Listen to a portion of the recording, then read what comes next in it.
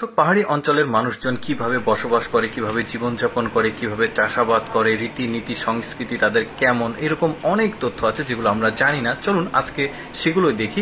শুরুতে চাষাবাদ থেকে দেখায় আপনাদেরকে। দেখুন জমিগুলো কতটা থাক থাক পাহাড় কেটে বানিয়েছে। আর জমিতে চাষাবাদ করার জন্য বিভিন্ন রকমের জঙ্গল, যেগুলো পাহাড়ি জঙ্গল, এগুলো কাদার মধ্যে দিয়ে ওরা চাষাবাদের জমিটা উর্বর করে। তারপরে ওদের ধান লাগানোর যে পদ্ধতি, দেখুন একটা একটা করে ধানের চারাগুলো লাগাচ্ছে। কতটা ধৈর্য তাদের, চিন্তা করেন। শুধু এইভাবেই না, যেগুলো ঢালু পাহাড়ি যে জমিগুলো, তারা কিন্তু সেগুলোতে একটা একটা করে ধানের বড় চারা লাগাচ্ছে। এগুলো আবার পানি যেহেতু সমতল না, তাই এগুলো বৃষ্টির পানির উপরে ডিপেন্ড করে চাষাবাদটা। তারপরে দেখুন এরা ছোটবেলা থেকেই মা বাবার দেখে আসলে জীবনের যে সংগ্রাম সেগুলো শিখে যায় ওরা। দেখতে পাচ্ছেন এতটুকু এতটুকু সব বাচ্চা কাচ্চারা ওরা আসলে জীবন সংগ্রামে নেমে পড়েছে তাদের মা বাবার দেখে।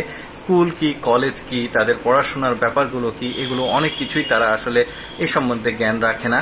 তো যাই হোক, এরপরে দেখুন ওদের গ্রামগুলো কেমন হয়, বাড়িঘরগুলো কেমন হয়। অনেকের বাড়ি আবার একটু উন্নত হয়, সেটাও দেখাবো। এই যে দেখুন ওদের এটা একটা অনুষ্ঠান হচ্ছে। এই অনুষ্ঠানে তাদের প্রধান অতিথি রয়েছে তাদের গ্রাম প্রধান, অর্থাৎ গ্রামের মাতব্বর বা মোড়ল যেটাই বলি। তো সে আসছে, আর তারা এখন কিভাবে সেই মাতব্বর বা গ্রামের মোড়লকে সম্মান জানায় সবাই একসাথে, ছেলে মেয়ে, দেখুন এটা দেখতে পারলেন। তারপরে দেখুন আজকে একটা পাহাড়ি সম্প্রদায়দের বিয়ের অনুষ্ঠান হবে, বিয়ে হবে। টোটাল বিয়েটা কেমন ভাবে হয় চলুন আমরা সেটা দেখি।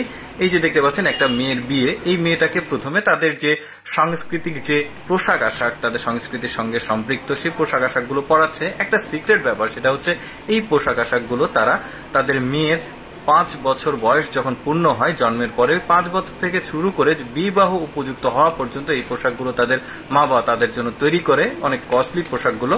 তো যাই হোক, তারপরে দেখায় তাদের বিয়ের অনুষ্ঠানে কিভাবে নাচা গানা এগুলো করা হয়। দেখুন ওদের নাচের যে স্টাইল সেগুলো একদমই আলাদা। মুখে বাঁশি আছে, বাঁশের এক প্রকার বাঁশি, এগুলো আর তারা নিজেরাই বানায়। তাদের মানে ওই যে বললাম, তাদের রীতিনীতি সংস্কৃতি, পোশাক আশাক, তাদের সাজগোজ একদমই আলাদা। দেখুন এদের মাথার উপরে চুলটাকে কিভাবে বাঁধাই করেছে, খোপাটা একদমই আলাদা।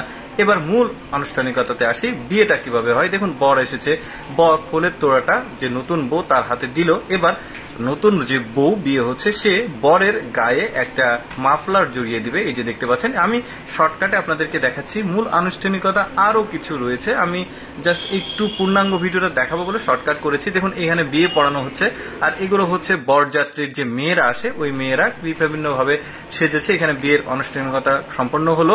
তারপরে বিয়ে যখন হয়েছে, ছেলেকে কোট প্যান্ট পরানো হয়েছে, মেয়েটা একটু পোশাক চেঞ্জ করেছে, ফটো সেশন শেষ।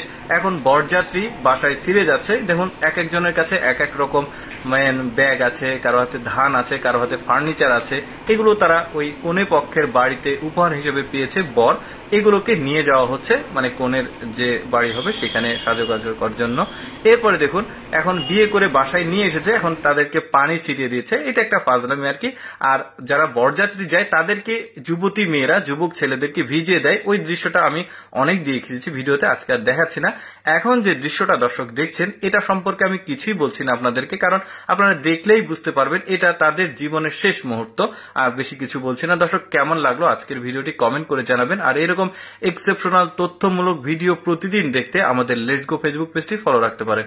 ধন্যবাদ সবাইকে।